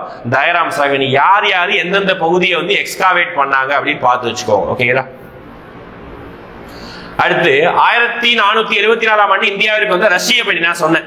ரஷ்ய பயணி யாரு? நிக்டின் சொல்லிட்டு ஆல்ரெடி. ஓகே, அதுதான் வந்து ரஷ்ய பயணி நிக்டின், பெர்ஷிய பயணி அப்துல் ராஷக், சீன பயணி 3 பேர் சொல்லியிருந்தேன். நிறைய நாட்டு பயணி இருக்காங்க. ஓகே, டொமிகோ பயஸ் போர்ச்சுகீஸ் நாட்டு பயணி இருக்காங்க. சரிங்களா? அடுத்து இந்திய தொல்லியல் ஆய்வுத்துறையின் ப்ரீவியஸ் இயரா ரிப்பீட்டடா கேட்ட கொஸ்டின் பா. ப்ரீவியஸா ரிப்பீட்டடா இந்த கொஸ்டின் வந்து கண்டினியூஸா கேட்டே இருந்திருக்காங்க. ஓகே, நான் மறக்கூடாது.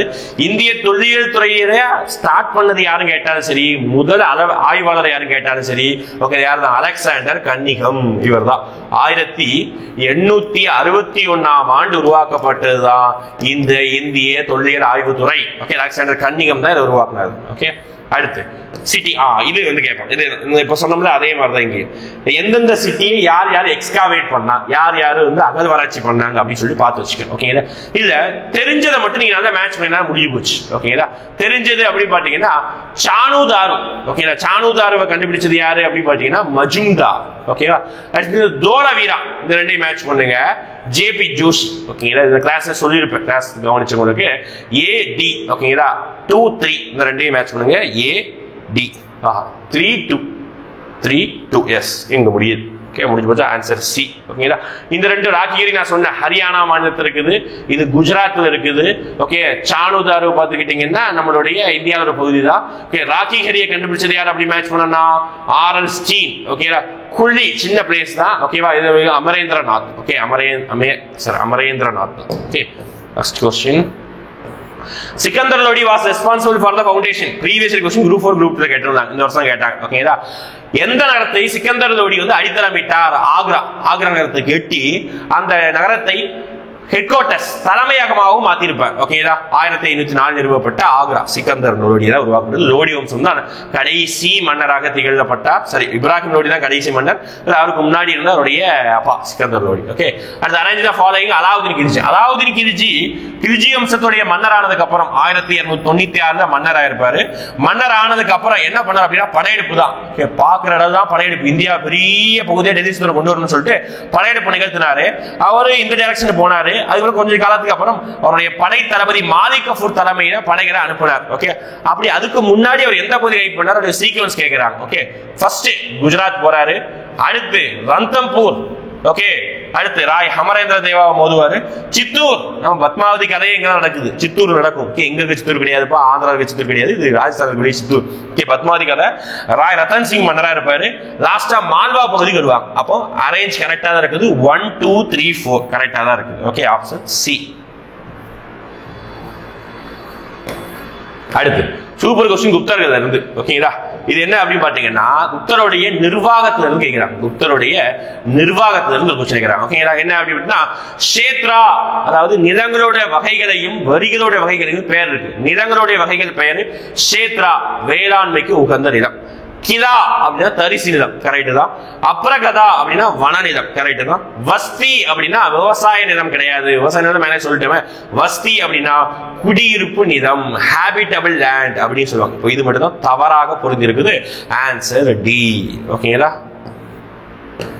அடுத்து name of the sultan Delhi sultanate at the time of Timur invasion. நான் சொன்னா அதாவது அங்க குப்தர் டைம்ல ஹீனர்கள் படையெடுப்பு யாரோட டைம்ல நிகழ்ந்தது கேக்குறாங்க? ஸ்கந்தகுப்தா. ஓகேங்களா? இங்க தைமூர் படையெடுப்பு 1398ஆம் ஆண்டு நடைபெற்றிருக்கும். 7th புக்ல இருக்குது. ஓகே, டெல்லி 7th புக்ல இருக்கும். தைமூர் படையெடுப்பு யாரோட டைம்ல அப்படின்னா நஸ்ருதீன் முகமது துக்ளக். ஓகே, இந்த மன்னருடைய பேர் 7th புக்ல இருக்காது, 11th புக்ல இருக்கும். ஆனா இந்த இயர் வந்து 7th புக்ல இருக்கும். தைமூர் படையெடுப்பு 1398 நஸ்ருதீன் முகமது ஷா துக்ளக் டைம்ல நடைபெற்றது. ஓகேவா? அடுத்து வராஹிரமா. இதுவும் பாருங்க, இது வந்து நான் சொன்னா சந்திரகுப்தா 2. சந்திரகுப்தா 2 இரண்டாம் சந்திரகுப்தருடைய அவையில இருந்த நவரத்தின அமைச்சர்கள். நவரத்தின அமைச்சர்கள் மொத்தம் 9 பேர். அவருடைய துறை தான் மேட்ச் கொடுத்திருக்காங்க. ஓகே, இதுல பார்க்கலாமா? இதுல ஃபேமஸ் ஆனது நான் சொன்னேன், தன்வந்திரி. என்ன துறைப்பா? இப்பதான் சொன்னேன். என்ன துறை? மருத்துவர். இதை மட்டும் மேட்ச் பண்ணி ஏதாவது ஆப்ஷன் இருக்கா பாருங்க. ஓகே, டிக்கு 1. இந்த ஆப்ஷன் கிடையாது, இந்த ஆப்ஷன் கிடையாது, 2 ஆப்ஷன் தான். லிமிட் பண்ணியாச்சா? அடுத்து பார்க்கலாமா? காளிதாசர். நான் சொன்ன கிளாஸ்ல காளிதாசர் ஹரிசேனர், காளி ஹரி அப்படின்னு வந்தாலே சமஸ்கிருத புலவர். ஓகேவா? பிக்கு 3 ஒரே ஒரு ஆப்ஷன் இருக்கு, அடிச்சு தூக்கி போட்டு வந்திருக்கு, அவ்வளவுதான். ஓகே 4 3 2 1 ரிவர்ஸா இருக்குது. வராகி நமர் வானில் அறிஞர், காளிதாசர் சமஸ்கிருத புலவர், அமரசிம்ஹர் அகராதி ஆசிரியர், தன்வந்திரி மருத்துவர். மேலே அதேதான் பிசிஷியன். ஓகே தன்வந்திரி. ஓகேவா? அடுத்த क्वेश्चन பார்க்கலாமா? Next question, which Delhi Sultan rule? ஓகேங்களா, அதாவது கலிஃபாக்களிடமிருந்து தன்னைத்தானே விடுவித்துக் கொண்ட டெல்லி அரசர் யார் அப்படின்னு கேட்கிறாங்க. இந்த கலிஃபானா யாரும் தெரியும், நீங்க வந்து நம்ம கிளாஸ் நடத்தும் போது என்ன சொல்லிருப்போம் அப்படின்னா, டெல்லி சுல்தான் தான் ஃபர்ஸ்ட் அடிமை மரபு இருக்கும், அடிமை வம்ச மன்னர்கள் இருப்பாங்க. அப்படி இருக்கும் பொழுது என்ன அப்படின்னு பாத்துக்கிட்டீங்கன்னா, இந்த அடிமை வம்ச மன்னர்கள் தொடக்கத்துல வந்து குத்புதீன் ஐபக் இருப்பாரு, அதுக்கப்புறம் வரக்கூடிய இல்துமிஷ் என்ன பண்ணுவாரு அப்படின்னு பாத்துக்கிட்டீங்கன்னா, ஒரு 40 பேர் கொண்ட குரு அப்படின்னு சொல்லிட்டு தன்னைத்தானே சுத்தி இருக்கக்கூடிய மத குருக்களை வச்சு கிரியேட் பண்ணிருப்பார். சரிங்களா, அதுதான் பாத்தீங்கன்னா 40 குரு இல்துமிஷ் கிரியேட் பண்ணுவாரு. இங்க கலிஃபாக்களிடமிருந்து தன்னை விடுவித்துக் கொண்டவர் அப்படின்னு சொல்லக்கூடியது யார், அதுதான் நம்ம பாக்குறோம். அப்படின்னு பாக்குறோம் என்ன அப்படின்னு பாத்தீங்கன்னா, இந்த 40 பேரை கொண்ட குழுவை உருவாக்குறதுடைய காரணமே என்ன அப்படின்னு பாத்துக்கிட்டீங்கன்னா, 40 பேர் கொண்ட குழுங்கிறது மத குருக்கள் தான், கலிஃபா கிடையாது. கலிஃபா யாரு அப்படின்னு பாத்தீங்கன்னா, அந்த முஸ்லீம் சமுதாய முஸ்லீம் மக்களுக்கு முஸ்லீம் மக்களுக்கே ஹெட், கடவுளுக்கு அடுத்த ஸ்டேஜ் தான் கலிஃபா அப்படின்னு சொல்லுவாங்க. ஓகே, நம்மளுடைய இவர் இறந்து போயிட்டாரு, யாரு, முகமது நபிகள் இறந்து போயிட்டாரு, அதுக்கு அடுத்து யார் தான், நம்ம கலிஃபா தான் அப்படின்னு சொல்லிட்டு என்ன ஆச்சு, அப்படிப்பட்ட கலிஃபாவை தான் பார்த்தீங்கன்னா எல்லாருமே தொழுதுட்டு இருந்தாங்க. நம்மளுடைய குத்புதீன் ஐபக் கூட அவரும் தொழுதுட்டு இருந்தாரு. அதுக்கப்புறம் இவர் வந்தாரு, கலிஃபாவுடைய கண்ட்ரோல் கூடாது, நம்ம சொல் பேச்சு கேட்கக்கூடிய 40 பேர் கொண்ட குழு உருவாக்கலாம், அவங்களுடைய கண்ட்ரோல்ல இருந்துக்கலாம் அப்படின்னு சொல்லிட்டு அதை உருவாக்கின இல்துமிஷ் தான் பார்த்தீங்கன்னா இதுல இருந்து வெளியே வந்தார். ஓகேங்களா, அப்ப அந்த 40 பேர் கொண்ட குழுவை கலைத்தது யாரு அப்படின்னு கேட்பாங்க, அது பால்பன். ஓகேங்களா, இவர் வந்து 40 பேர் கொண்ட குழுவை உருவாக்கியவர். இவர் அந்த 40 பேருக்குள்ள இருந்தே ஒருத்தர் மன்னர் ஆனதுனால அந்த குழுவை யார் கலைச்சிட்டா, பால்பன் கலைத்து விட்டார், டிஸ்மேண்டில் பண்ணிட்டார். ஓகே, ரஷ்யா பேகம் யார் தெரியும், இல்துமிஷுடைய பொண்ணு. ஓகே, இந்திய அரசின் முதல் பெண் ராணி என்று அழைக்கப்படுவது யார் தான், ரஷ்யா பேகம் தான். ஓகேங்களா, குத்புதீன் தெரியும், டெல்லி சுல்தானுடைய தொடர்கால ரூலர். அடுத்து நம்மளுடைய கீழ்வருவற்றில் அரசரின் தெய்வீக உரிமை கோட்பாடு. ஓகே, இதுவும் நம்ம பால்பன் தான். ஓகேங்களா, தெய்வீக உரிமை கோட்பாடு அப்படின்னா தன்னைத்தானே தெய்வம் அப்படின்னு சொல்லிக்கிற அளவுக்கு வந்து இவர் வந்து நிறைய விதிமுறைகள் நிறைய கோட்பாடுகளை இவர் பண்ணார். ஓகே, என்னதான் செஞ்சாரு, பைபோஸ் அப்படின்னு சொல்லிட்டு ஒரு முறையை கடைபிடிக்கார். என்ன பண்றாரு, எல்லா மக்களும் சிற்றரசர்களும் அமைச்சர்களும் எல்லாருமே அவருடைய பாதத்தை வணங்கி முத்தமிடணுமாமா. எப்படி பாருங்க. ஓகேவா, இதுதான் என்னது, பைபோஸ் ஆகும். ஓகே, அதே மாதிரி பாத்தீங்கன்னா இவர் தான் வந்து பார்த்தீங்கன்னா கடவுளின் நிழல் அப்படின்னு சொல்லிட்டு எல்லாத்துக்குமே இவர் தான் கடவுள், இவர் தான் சொல்லணும் அப்படின்னு சொல்லிட்டு இவர் கடவுளின் மறு உருவமாக பார்க்கிறாங்க. ஓகேங்களா, அதனால இவர் அந்த தெய்வீக உரிமை கோட்பாடை முன்வைத்தர் யாரு கேட்டாங்கன்னா பால்பன். 40 பேர்ல ஒருத்தர். இவருடைய காலம் ரத்தமும் கலகமும் ஏற்பட்ட காலம், நிறைய கலகங்கள் இந்தியா சுத்தி ஏற்பட்டது. இவருடைய காலத்துல தான் பாத்தீங்கன்னா நம்ம இந்தியாவில் ஏகப்பட்ட சண்டைகளும் நடைபெற்றது. ஓகேங்களா, எடுத்து பார்க்கலாமா? அடுத்து ஹரப்பன் மக்களால் பயிரிடப்படாத பயிர், அதாவது நம்ம ஐவிசி சிந்து சமவெளி ஹரப்பா நாகரிகம் பார்க்கும் பொழுது எல்லாத்தையுமே பார்க்கணும். ஒண்ணு என்ன பார்க்கணும், அவங்க எப்படி வாழ்ந்தாங்க, எப்படி வீடு இருந்தது, அவங்களுடைய எழுத்து முறை எப்படி இருந்தது, மண்பானை எப்படி செஞ்சாங்க, எப்படி விவசாயம் பண்ணாங்க, என்ன சாமி கும்பிட்டாங்க. ஓகே, இது எல்லா விஷயத்தையும் பார்க்கணும். அப்படி பார்க்கும்போது அவங்க விவசாயம் பண்ணாங்கன்னா பண்ணதே கண்டிப்பா பண்ணாங்க, சாப்பாட்டுக்கு என்ன வழி, விவசாயம் தானே வழி, விவசாயம் பண்ணாங்க. அந்த விவசாயத்துல என்ன பயிரை மேஜரா பயிரிட்டாங்க அப்படின்னா கோதுமை மேஜரா பயிரிட்டாங்க. நெல், திணை வகைகள், பருப்புகள் பயிரிட்டாங்க, பருத்தி கூட பயிரிட்டாங்க. என்ன பயிர் மட்டும் பயிரிடவில்லை அப்படின்னு பாத்தீங்கன்னா கீழ்கண்டவற்றில் கோதுமை தான் முதன்மை பயிர், கண்டிப்பா பயிரிட்டாங்க. பார்லி பயிரிட்டாங்க, பஞ்சினா காட்டன் பயிரிட்டாங்க, பருத்தி. ஆனால் கரும்பை மட்டும் பயிரிடவே இல்லை. ஓகே, அவன் கரும்பு மட்டும் பயிரிடவே இல்லை. சரிங்களா, அடுத்து இந்த நேம் ஆஃப் த அதாவது செயற்கை செங்கல் கப்பல் துறைமுகம் கொண்ட ஒரே சிந்துவெளி நகரத்துடைய பெயர் என்ன அப்படிங்கிறாங்க. அதாவது இந்த துறைமுகம் அப்படிங்கிற ஒரு வார்த்தையை பார்த்தீங்கனாலே என்ன போட்டு வந்துருங்க அப்படின்னா லோத்தல் போட்டு வந்துருங்க. ஏன்னா சிந்துவெளி நகரத்துல வேற எங்கேயுமே துறைமுகம் கிடையாது. துறைமுகம் இருக்கணும்னாலே கடற்கரை ஓரமா தான் அந்த சிட்டி இருக்கணும். கடற்கரை ஓரமா இருக்கக்கூடிய சிட்டிகள் ஒரு சில சிட்டி தான், அதுல லோத்தல் ஒண்ணு, அதுலதான் மட்டும்தான் துறைமுகம், வேற எதுவும் துறைமுகம் இல்லை. ஃபார் எக்ஸாம்பிள் இந்த காலிபங்கன், சர்கோட்டா இதெல்லாம் பாத்துக்கிட்டீங்கன்னா எங்க இருக்கு அப்படின்னு நிலப்பகுதி. ஃபார் எக்ஸாம்பிள் காலிபங்கன் ராஜஸ்தான், ஃபுல்லா லேண்ட் பார்டர் தான். இங்க வார்த்தை இல்லையே, அப்ப எப்படி நம்ம துறைமுகம் கட்டுப்படி துறைமுகம் வார்த்தை வந்தாலே லோத்தல் தான். சரிங்களா, மறக்கூடாது. குஜராத் மாநிலத்தில் இருக்குது லோத்தல். துறைமுகம், கப்பல் கட்டும் தளம், ரெண்டு ஒரே இடத்துல இருக்குது. கோட்டைகள் இல்லாத ஒரே சிந்துவெளி நாகரிகம், இந்த மாதிரி கேட்பாங்க. கோட்டையே இல்லாத ஒரு சிந்துவெளி நாகரிகம் சானுதாரோ அப்படின்னு சொல்லுவாங்க. கோட்டை அப்படின்னா நான் சொன்ன ஃபர்ஸ்ட் கொஸ்டின் என்ன இருந்தது, மொஹஞ்சதாரோ எத்தனை லேயரா இருக்கு அப்படின்னு கேட்டிருந்தாங்க. 7 லேயர். எத்தனை மண் அடுக்குகளை கொண்டதுன்னா 7 மண் அடுக்குகளை கொண்டது. அப்படி 7 மண் அடுக்குகளை கொண்டு விடும் போது ஒவ்வொன்றையும் கோட்டைகள் சொல்லுவாங்க. ஓகே, அதே மாதிரி இந்த அடுக்குகளே இல்லாதது, ஓகே, இந்த பார்ட்டிஷனே இல்லாம இருக்கக்கூடிய ஒரு சிட்டி என்ன கேட்டாங்கன்னா அது சான்ஹூதாரோ தான். சரிங்களா, அதுதான் என்ன அப்படின்னா கோட்டையே இல்லாத நகரம் என்று அழைக்கப்படுவது.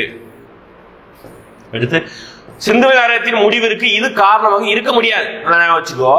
எதுக்கு? நாட் ஃபேக்டர் தான் இருக்கிறாங்க. இந்த விஷயம் கீழ் கொடுக்க 4 விஷயம் இது வந்து ரீசன் இல்லை. இப்போ நம்ம யோசிப்போம், ஒரு நகரம் ஒரு நாகரிகம் அழியணும் அப்படின்னா என்னதான் வாய்ப்பு இருக்குது? எவ்வளவோ வாய்ப்பு இருக்கு.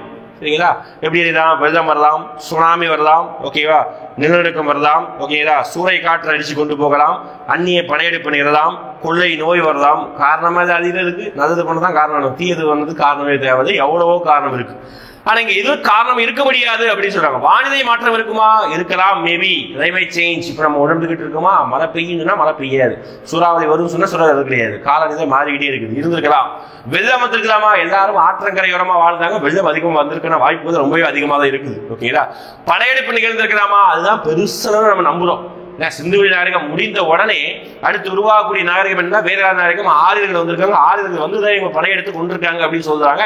மிகப்பெரிய நம்பக்கூடியது. நிலநடுக்கம் மட்டும்தான் வருவதற்கான வாய்ப்பே இல்லை. எப்படி சார் சொல்றீங்க? ஓகேவா, உங்க தலைமுறைகள் தான் அங்க வாழ்ந்தாங்களா, நீங்க சிந்துவெளி நாகரிக மக்கள் தலைமுறையா அப்படின்னு நீங்க கேட்க கூடாது. ஓகேவா, எப்படி நான் சொல்றேன் அப்படின்னா நிலநடுக்கம் ஏன் வந்திருக்க கூடாது வாய்ப்பு இல்லை அப்படின்னா இப்ப வரைக்கும் அந்த கட்டிடங்கள் இப்போ வரைக்கும் நமக்கு தெரியுது. காலி பங்கன் இருக்கக்கூடிய நெருப்பு குண்டங்கள் தெரியுது. மொஹஞ்சதாரோல இருந்த அந்த பேர் என்ன, நம்மளுடைய தெப்பகுளம் சொல்லுவோம், சாரி பெருங்குளம், அந்த கிரேட் பாத் இருக்குது. அப்ப இதெல்லாம் இருக்குதுன்னா நிலநடுக்கம் வந்திருந்தா இதெல்லாம் சேதமடைந்திருக்கும். அடுக்குமாடி குடியிருப்புகள் சேதமடைந்திருக்கும், கட்டுமான பணியிடங்கள் சேதமடைந்திருக்கும். ஆனா இங்க என்ன இல்லை, சேதமடையல. அப்ப நிலநடுக்கம் வரல, வேற ஏதோ காரணத்தினால மட்டும்தான் அந்த நகரம் அழிக்கப்பட்டிருக்கு. ஓகேங்களா, மெயினா நம்பக்கூடியது படையெடுப்பு தான் நம்புறோம். ஓகே, சிந்துவெளி நாகரிகத்தின் வடக்கு எல்லை. ஓகே, இது நல்லா கேட்பாங்க, இந்த மாதிரி கேட்பாங்க. சிந்துவெளி நாகரிகத்துடைய வடக்கு எல்லை. சிந்துவெளி நாகரிகத்தை பத்தி நம்ம படிக்கும் போது எல்லை பரப்ப படிக்கணும். ஓகேங்களா, சிந்துவெளி நாகரிகம் எத்தனை நாடுகளில் பரவி உள்ளது? 3 நாடுகள், இந்தியா, பாகிஸ்தான், ஆப்கானிஸ்தான். இதுதான் இந்தியா அப்படின்னு இமேஜின் பண்ணிக்கோங்க. இந்தியா மாதிரி தோராயமா தான் இருக்கும், கரெக்டாலாம் வர முடியாது சீக்கிரமா. ஓகேவா, ரைட். இதுதான் ஜம்மு காஷ்மீர். இப்படி இருந்தாலே ஜம்மு காஷ்மீர் வச்சுக்கோங்க. ஓகேங்களா, இதான் ராஜஸ்தான், இங்க குஜராத் இருக்குது, இங்கதான் பஞ்சாப், ஹரியானா இருக்குது. ஓகேங்களா, இங்க இருந்து பாயக்கூடிய நதி தான் சிந்து நதி. அங்க அங்கரி நதியெல்லாம் இருந்து இப்படி வாயுது, சிந்து நதி பாயுது. ஓகேங்களா, இப்போ இதோட எல்லைகள் பார்க்கணும். ஓகேவா, அதாவது சவுத் எல்லைன்னு சொல்லுவாங்க. தெற்கு எல்லை இங்க இருக்குது, மகாராஷ்டிராவில் இருக்குது. ஓகே, அதுதான் தைமாபாத். ஓகே, தெற்கு எல்லை அப்படின்னு சொல்றாங்க. ஓகேங்களா, கிழக்கு எல்லை. ஓகே, பின்னாடி ஒரு கொஸ்டின், கிழக்கு எல்லை எங்க இருக்குன்னா இங்க இருக்கு. ஓகேவா, அதுதான் என்ன அப்படின்னு ஆலம்கீர்பூர். ஓகே, கிழக்கு எல்லை. ஓகே, மேற்கு எல்லை பாகிஸ்தானுக்கும் ஈரானுக்கும் இடையில இருக்குது மேற்கு எல்லை, அதுதான் சுட்கோ ஜெண்டர். வடக்கு எல்லை ஷூர்டுகை, அதுதான் ஆப்கானிஸ்தான் இருக்குது. சூர்டுகை வடக்கு எல்லை. ஓகேவா, முடிஞ்சு போச்சா? வடக்கு தான் கேட்கிறாங்க. எஸ், வடக்கு தான் கேட்கிறாங்க. ஓகே, அப்ப இப்படிதான் வந்து என்ன முடியுது. அப்போ அதோடைய பரப்பளவு பாருங்க, இங்க ஆரம்பிச்சு இப்படி போய் இது ஃபுல்லா கவர் ஆகி ஆப்கானிஸ்தான் கொஞ்சம் எடுத்து இங்க வந்து இவ்வளவு தூரம் கவர் ஆயிருக்கு. இவ்வளவு தூரம் பரப்பளவு. அதனாலதான் 13 லட்சம் சதுர கிலோமீட்டர் பரப்பளவு கொண்டுதான் இருந்தது நாகரிகம். ஓகேங்களா, ரைட்டா, புரிஞ்சதா? அடுத்து இந்தோ இஸ்லாமிய கவிஞர்கள். சூப்பரான கொஸ்டின். நிறைய பேர் படிச்சிருக்கும் போது நல்லா புரிஞ்சு படிச்சிருக்கு. நிறைய பேர் இந்த ஒரு டாபிக் வந்து டவுட்டா இருந்திருக்கும். ஓகேவா, இந்தோ இஸ்லாமிய கவிஞர்கள் மிகப்பெரியவர். 7 மன்னர்கள். அதை யோசிச்சு பாருங்க, ஒரு கவிஞர் ஒரு மன்னர்கிட்ட தான் வேலை பார்ப்பாங்க நம்ம நினைச்சிருப்போம். ஆனா இவர் 7 மன்னர்கள் ஆட்சி காலத்தில் வாழ்ந்தவர். மேலும் அலாவுதீன் கில்ஜியுடைய அரசவையில் நீண்ட காலம் தொடர்புடையவர். அவர் யார் அப்படி கேட்கிறாங்க. அமீர் குஸ்ரு. இந்திய கிளி, பேரட் ஆஃப் இந்தியா என்று அழைக்கப்படக்கூடிய அமீர் குஸ்ரு தான் என்ன பண்ணார்னா இந்த 7 மன்னர்கிட்டையும், ஓகேங்களா, அதே மாதிரி இஸ்லாமிய பெரிய கவிஞரும் அலாவுதீன் கில்ஜியுடைய அமைச்சரவையில் இருந்திருப்பார் அமீர் குஸ்ரு. ஓகேங்களா, இந்திய கிளி. புக்கோட எழுதியிருப்பாரு, தன்னை ஒரு இந்தியன் என்று மென்ஷன் பண்ணியிருப்பாரு ஒரு சில புக்கில். 7 மன்னர் தான் யோசிச்சு பாருங்க. அதனால தான் நிறைய டைம்ல இவர் வந்து மென்ஷன் பண்ணியிருப்பாங்க. ஒரு கன்ஃபியூஷன் வந்திருக்கலாம், நல்லா படிச்சிருந்தா. பால்பன் சிறுவனாக இருந்த பொழுது அவரை கவர்ந்து சென்றவர்கள் யார்? நான் சொன்னேன், பால்பன் யாரு? தெய்வீக கோட்பாடு உடையவர், 40 பேர் கொண்ட குழுவில் இருந்து மன்னரானவர், டெல்லி சுல்தான் கடைசி பெயர் சொல்ற அளவுக்கு இருக்கக்கூடிய அளவுக்கு மன்னராக இருந்தவர் யாருன்னா, சரி, அடிமை வம்சத்துல இவர் தான், பால்பன் தான். ஓகே, இவர் சின்ன வயசா இருக்கும்போது இவர் யார் வந்து விலைக்கு வாங்கிட்டாங்க, அதான் அடிமைகளை வாங்குற மாதிரி வாங்கினாங்க அப்படின்னா, மங்கோலியர்கள் கொண்டு சென்றிருப்பாங்க. இவங்களை வந்து கடத்தி கொண்டு போய் மங்கோலியர்கள் வச்சுட்டு அதுக்கப்புறம் தான் அதன் மூலமாக தான் இந்தியாவுக்கு வந்திருப்பார். ஓகே, மங்கோலியர்கள் தான் கவர்ந்து சென்று கொண்டு போயிருப்பார்கள். அடுத்து சமுத்திரகுப்தரை காலத்தை சார்ந்தவர் அப்படின்றது சாராதவர், நாட் கான்டெம்பரரி. சமுத்திரகுப்தர் வந்து என்ன? சமுத்திரகுப்தரை பத்தி பாயிண்ட் படிக்கணும். சமுத்திரகுப்தா அலகாபாத் தூண் கல்வெட்டு. ஓகே, இவருடைய படையெடுப்பு தட்சிணபாத படையெடுப்பு, 12 மன்னர்களை வெற்றி கொண்டார். சவுத் இந்தியா பல்லவ நாடு வரைக்கும் வந்திருப்பாரு. ஓகே, அதுக்கப்புறம் பார்த்தீங்கன்னா பட்டப்பெயர் எக்கச்சக்கமா இருக்குது. Ashvamedha Parakrama, Kavi Raja, okay, Vishnu Priya, Indian Napoleon, எக்கச்சக்கமான பட்டப்பெயர்கள் இருக்குது. ஓகே, அதை பத்தி பாத்தீங்கன்னா அதுக்கப்புறம் இவருடைய சமகால கீழ இருக்கக்கூடிய இலங்கையை சேர்ந்த மன்னரான ஸ்ரீ மேகவர்மன் இவர்கிட்ட அனுமதி வாங்கிட்டு இந்தியாவில இருந்து அந்த புத்தகையால இருந்து ஒரு மரக்கிளை எடுத்து போகலாம் அப்படின்னு சொல்லிட்டு இவர் யோசிச்சிருப்பாரு. அப்படி யோசிச்சதால இவரு இலங்கை மன்னர் ஸ்ரீ மேகவர்மனும் சமகாலத்தை சேர்ந்த மன்னர்கள். ஓகேவா? அப்போ மேகவர்மன் கண்டிப்பா வராங்க, சமகாலம் சேர்ந்ததுதான். விஷ்ணு கோபன் யாரு? நான் இப்பதான் சொன்னோம்ல, பல்லவ மன்னர் படையெடுத்து வந்தாரா? அப்போ இருக்கும்போது பல்லவ மன்னர் தான் படையெடுத்து வந்தாரு. அப்போ இவர் தான் இருந்தாரு. புஷ்யவர்மன், ஓகேவா, புஷ்யவர்மன் இவரும் கூட ஒரு மன்னர் தான், தோற்கடிச்சிருப்பாரு, மாலவ மன்னர். இந்த பாஸ்கரவர்மன் தான் பிற்காலத்து மன்னர். அவருக்கும் இவருக்கும் சம்பந்தம் கிடையாது, இவர் கான்டெம்பரரி கிடையாது. Answer B. ஓகேவா? முகமது பின் துக்ளக் வெளியிட்ட தங்க நாணயத்தின் பெயர் என்ன? ஓகேவா, இப்படி கேட்பாங்க. முகமது பின் துக்ளக், இந்த வராகன் அப்படிங்கிற வார்த்தை வந்தாலே விஜயநகர பேரரசு வச்சுக்கோ, விஜயநகர பேரரசு. ஏன்னா அவங்க நாணயத்துக்கு பேர் தான் வராகன்னு சொல்லுவாங்க. ஓகேவா? பகோடா அப்படின்னா அதுவும் சவுத் இந்தியாவில் யூஸ் பண்ணப்பட்ட ஒரு வேர்டு தான். நம்மளுடைய பூலித்தேவர், வீரபாண்டிய கட்டபொம்மன் காலத்துல இந்த வார்த்தைகளை யூஸ் பண்ணியிருப்பாங்க. ஓகே, வேலூர் கழகத்துல கூட இந்த வார்த்தையை யூஸ் பண்ணியிருப்பாங்க. ஓகே, வேலூர் கழகத்தை ஒடுக்கிய ஜிலஸ்பி அவருக்கு வந்து எவ்வளவோ பகோடாக்கள் வந்து இனாமா கொடுத்துருப்பாங்களாமா. ஓகே, வீரபாண்டிய கட்டபொம்மன் எவ்வளவோ பகோடாக்கள் செலுத்த வேண்டிய நிலுவைத் தொகை இருந்ததாமா. இதெல்லாம் சொல்லுவாங்க இந்த பகோடாக்கள். ஓகே, அப்ப இந்த தங்க நாணயத்துக்கு பேர் என்ன சொல்றாங்கன்னா தினா. அதுதான் தங்க நாணயத்துக்கு பேர். முகமது பின் துக்ளக் வெளியிட்ட தங்க நாணயத்துக்கு பேர். அடுத்து கூற்று காரணம், சிந்து வியாபாரிகள் மெசபட்டோமியாவில் தங்கினார்கள். 100% உண்மைதான். ஏன்னா நமக்கும் சிந்து வெளி நாகரிக மக்களுக்கும் மெசபட்டோமியாருக்கும் வியாபாரம் நடந்திருக்கு, 100% நடந்திருக்கு. எப்படி சார் சொல்றீங்க? இங்க இருந்து அங்க கப்பல் போயிருக்கு, அங்க இருந்து இங்க கப்பல் வந்திருக்கு, அவங்க நாட்டு நாணயங்கள் நம்ம ஊர்ல கிடைச்சிருக்கு, நம்ம நாட்டு நாணயம் அவங்க ஊர்ல கிடைச்சிருக்கு, 100% 2 பேரும் வணிகம் பண்ணியிருக்காங்க. First correct. பருத்தியை தங்களுடன் கொண்டு சென்றனர். எஸ், இதுவும் கரெக்ட். ஓகே, பருத்தியை தங்களோடு கொண்டு சென்றார்கள். ஏயும் ஆரும் சரிதான். சரிங்களா? அடுத்து, in Hindu culture reach Sinith in Indian under the region of, அதாவது இந்தியாவில் இந்து பண்பாடு டேஸ் ஆட்சியின் கீழ் உச்சத்தை தொட்டது. நான் சொன்னேன், திருப்பி அதை தான் சொல்ல போறேன். உத்தர காலம் தான் இந்தியாவோட கோல்டன் ஏஜ். ஏன் சொல்றோம்? கோவில் கட்டினாங்க, கலை கலாச்சாரம் வந்து நூல்கள் ஏற்றினாங்க, ஏகப்பட்ட விஷயம். இவருடைய காலம் தான் ஹிந்து கலாச்சாரம், இவருடைய காலம் தான் உச்சத்தை தொட்டது, புத்தருடைய காலம். ஓகே, ஏன்னா மௌரியர் காலத்துல மன்னர்கள் எல்லாருமே பார்த்தீங்கன்னா புத்த சமண மன்னர்கள் கூட இருந்தாங்க. டெல்லி சுல்தானியத்தில் லோடி வம்சத் காலத்தின் வம்சத்துடைய காலம் என்ன அப்படிங்கிறாங்க. டெல்லி சுல்தான் அப்படின்னா 1206 இருந்து 526 வரைக்கும் ரூல் பண்ணிருப்பாங்க. இவங்க தான் டெல்லி சுல்தான். ஓகே, 1206 இருந்து 1526 வரைக்கும் ரூல் பண்ணிருப்பாங்க. 320 வருஷம் டெல்லி சுல்தான் ரூல் பண்ணிருப்பாங்க. 5 வம்சம், அடிவி வம்சம், கில்ஜி வம்சம், துக்ளக் வம்சம், சையது வம்சம், லோடி வம்சம் சொல்லுவாங்க. இதுல லாஸ்ட் இருக்கக்கூடிய வம்சம் தான் லோடி வம்சம். அவருடைய காலகட்டம் என்ன அப்படின்னா, லாஸ்ட் மன்னர் இப்ராஹிம் லோடி 1451 இருந்து 1527 வரைக்கும் அதோட தோத்து போயிருவாரு. அப்ப அதுக்கு முன்னாடி இருந்த சையது வம்சத்துடைய காலம் தான் இது. சையது வம்சத்துடைய காலம் தான் 1414 இருந்து 1450 வரைக்கும். ஓகேங்களா? அடுத்து 1303 ஆண்டில் வங்காளத்தின் வழியாக வாராங்களுக்கு எதிராக அலாவுதீன் கில்ஜியின் தெற்கு படையெடுப்பு வழி நடத்தியார். கண்ணை முடிட்டு போட்டலாம். ரசிச்சு ருசிச்சு நம்ம படிச்சுட்டு போன டாபிக் ஓகேவா. பத்மாவதி கதையை நம்ம சொல்லும் போது நான் வந்து பத்மாவதி படம் பார்க்க சொல்லியிருப்பேன். ஏன் அலாவுதீன் கில்ஜியோடைய சுய ரூபம். ஓகே, அலாவுதீன் கில்ஜினா இப்படிதான் இருப்பாரு அப்படின்னு சொல்லிட்டு நமக்கு அந்த டாபிக் படிக்கும் போது வந்து ஞாபகம் வரும். அதனால நான் என்ன சொல்லியிருப்பேன், தயவு செஞ்சு இந்த படத்தை பாருங்க அப்படின்னு சொல்லியிருப்பேன். ஓகே, அதுல வந்து மாலிக் கஃபூருடைய கதாபாத்திரம் கூட காமிச்சிருப்பாங்க. ஓகே, மாலிக் கஃபூர் அவருடைய கதாபாத்திரம் என்னன்னா அவர் தான் வந்து படை தளபதியா இருந்திருப்பாரு. அவர் தான் இதை வழிநடத்தி கொண்டு போயிருப்பாரு. ஓகேங்களா, எங்க இருக்கு மாலிக் கஃபூர்? எஸ், இங்க இருக்கு. தெற்கு நோக்கி படையெடுப்பை வழிநடத்தி கொண்டு போயிரு மாலிக் கஃபூர். குத்புதீன் ஐபக்கால் முதலில் உருவாக்கப்பட்ட கட்டிடமானது எது? ஓகேங்களா, குவாத் உல் இஸ்லாம். குதுமினார் போட்டு வந்துடக்கூடாது. அதே நேரம் குதுமினார் அவர் தான் கட்ட ஆரம்பிச்சாரு, கட்டி முடிக்கல. சூஃபி துறையோட நினைவாக கட்டியிருப்பாரு. கட்டி முடிச்சவருடைய மருமகன் இல்துமிஷ். எக்ஸ்ட்ரா மாடி கட்டினது ஃபெரோஷா துக்ளக். முடிஞ்சு போச்சு, அவரை பத்தி 3 பாயிண்ட் படிச்சிட்டோம். ஓகேவா. ஆனா குதுமினார் ஃபர்ஸ்ட் கட்டல. ஃபர்ஸ்ட் கட்டின மசூதி என்னன்னா குவாத் உல் இஸ்லாம். ஓகே, ரெண்டாவது கட்டின மசூதிக்கு பேரு அதய்தீன் கா ஜோப்ரா. இதுதான் ரெண்டாவது கட்டின மசூதி. ஓகே, ஆன்சர் வந்து என்னதுதான் குவாத் உல் இஸ்லாம். இது ஃபர்ஸ்ட், இது அவர் ரெண்டாவதா கட்டினது. அதுக்கப்புறம் தான் இதை கட்ட ஆரம்பிச்சாரு. இதை கட்ட ஆரம்பிச்ச ராசியா என்னன்னு தெரியல. 1210ஆம் ஆண்டு குதிரை மேல ஏறி இருந்து அப்படி போல விளையாடும் போது என்ன பண்ணிட்டாருன்னா தடுக்கி விழுந்து இறந்தே போயிட்டாரு. ஐயோ பாவம் மனுஷன். ஓகேவா, ரைட்.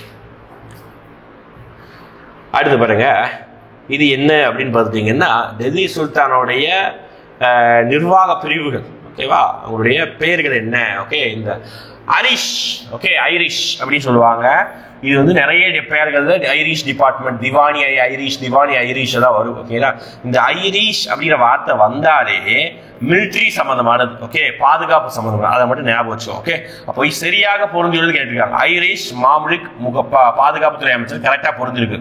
ஒன்னு சரி அப்படின்னா இந்த ஆப்ஷன் கண்டிப்பா வராது.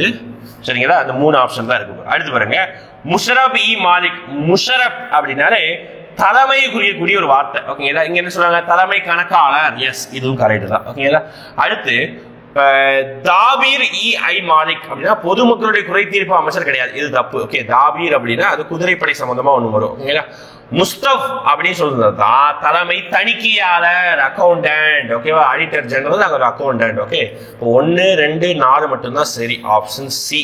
ஓகேங்களா, அடுத்து போலாமா, இதை நிர்வாகத்தில் இருக்கும். புக்கில் இருக்கிறது அதுதான். சிக்கந்தர் லோடியின் ஆட்சி காலத்தில் கட்டப்பட்ட மசூதியின் பெயர் என்ன அப்படின்னு சொல்றாங்க, மோதி கி மஸ்ஜித். அதுதான் வந்து அவர் காலத்தில் கட்டப்பட்ட மசூதி. ஓகே, குவாத்துல் இஸ்லாம் இப்பதான் பார்த்தா, ஜும்மா மஸ்ஜித் தான் அவருக்கு கட்டினது கிடையாதுப்பா. ஓகே, அடுத்து போலாமா. அடுத்து குப்த அரசர்கள் தங்களை பாகவதர்களா?